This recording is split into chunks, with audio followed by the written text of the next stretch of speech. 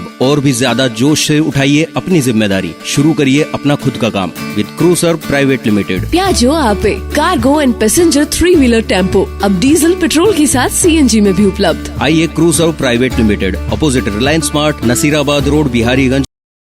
जी एक सेकंड जी सर, आज किस तरीके का प्रदर्शन किया गया? आज उत्तर पश्चिम रेलवे मजदूर संघ जोनल बॉडी के आह्वान पर उत्तर पश्चिम रेलवे मजदूर संघ अजमेर मंडल पर कारखाना समूह के ओर से आज भोजनावकाश का समय मुख्य कारखाना प्रबंधक कार्यालय के बाहर ये विरोध प्रदर्शन किया गया। इस विरोध प्रदर्शन के माध्यम से हम सरकार को चेताना चाह रहे हैं, क्योंकि वर्ष 2004 से लेकर एनपीएस रद्द कर ओपीएस रिस्टोरेशन की हमारा संघर्ष जारी थे। इसके तहत 2023 जनवरी से सभी भारत की सभी डिपार्टमेंटों का कर्मचारियों का संगठन एक प्लेटफॉर्म में आकर इसके लिए संघर्ष को मजबूत किया। इस संघर्ष के मजबूती के बदौलत भारत सरकार ने एक पेंशन रिव्यू कमेटी का गठन किया। उस रिव्यू कमेटी श्रमिक संगठनों से वार्ता करी। भारत सरकार ने अपनी के ओर से पेंशन रिव्यू कमेटी ने अपनी शर्त रखी, हम कंट्रीब्यूटरी पेंशन ही रखेंगे, लेकिन आप लोग अपनी बात रखें, आपकी ओपीएस की डिमांड के पीछे क्या है।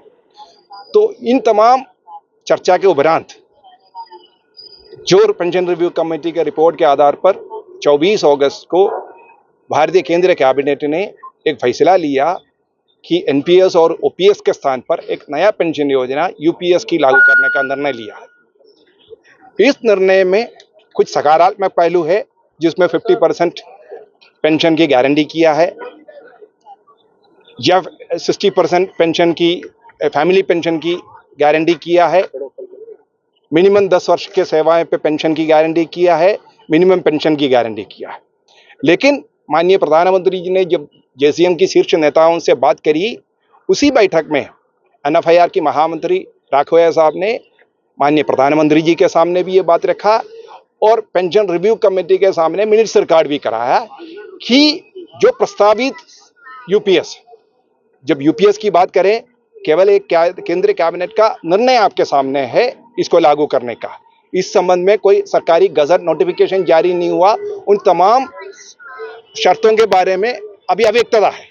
जो 3-4 पॉइंट भारत सरकार ने कैबिनेट डिसीजन के तहत जो हमारा सामने रखी, वही तत्व हमारा सामने है।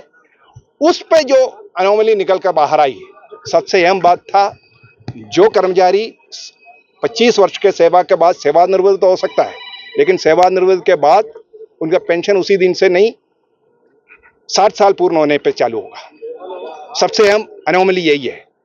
तो दूसरी दूसरी सबसे है अहम बात यही है कि जो कर्मचारी सेवानिवृत्त हो रहे, उनकी वेतन से 10% प्रति मास कटौती हो रहे, इस कटौती के एवज में रिटायरमेंट के समय पे एक लमसम अमाउंट कर्मचारी को मिलना चाहिए, इस पे प्रावधान नहीं किया गया। और तीसरी, प्रत्येक पेंशन के साथ साथ पेंशन रिवीजन वेतन आयोग के साथ पेंशन रिवीजन की बात नहीं करी, एज के हिसाब से पेंशन रिवीजन की बात नहीं करी, जो ओपीएस में ये तमाम सुविधाएं थे। आज क्या किया आपने? तो हमने भारत सरकार को ये चेताने का काम किया है कि ये मिनिमम डिमांड जो ओपीएस के तहत हमें ये प्रावधान था, क्योंकि हमें एनपीएस, ओपीएस, यूपीएस नाम से नहीं, उसमें को जो शर्त है कर्मचारियों के लिए पेंशन के लिए जो प्रावधान है, उस प्रावधान के तहत हमें सरकार से डिमांड करता है। इस प्रदर्शन के माध्यम से हमने सरकार को चेताने का काम किया है कि जिस दिन कर्मचारी रिटायर हो जाए उसी दिन पेंशन चालू होना चाहिए। दूसरी, जो एक मुश्त राशि जो वेतन आयोग एक मुश्त राशि जो हमारा वेतन से 10% जो कटौती कर रहे हैं, उसके एवज में रिटायरमेंट के समय पर प्रत्येक कर्मचारी को मिलना चाहिए। ये हम दो बात है। और साथ साथ 25 वर्ष से इसकी जो मिनिमम सेवा है वो 20 वर्ष ओपीएस के भांति करे। तो इन तमाम इश्यू को, क्योंकि अप्रैल 2025 में ये लागू होना है, अभी गजट नोटिफिकेशन जारी नहीं हुआ। इस गजट नोटिफिकेशन के समय पे, उससे पूर्व में हमें भारत सरकार से इन संशोधन करवाना जरूरी है। तो इसलिए हम लोगों ने ये प्रदर्शन किया आज। कल इसी तरह से प्रदर्शन मंडल कार्यालय पे मंडलों का तमाम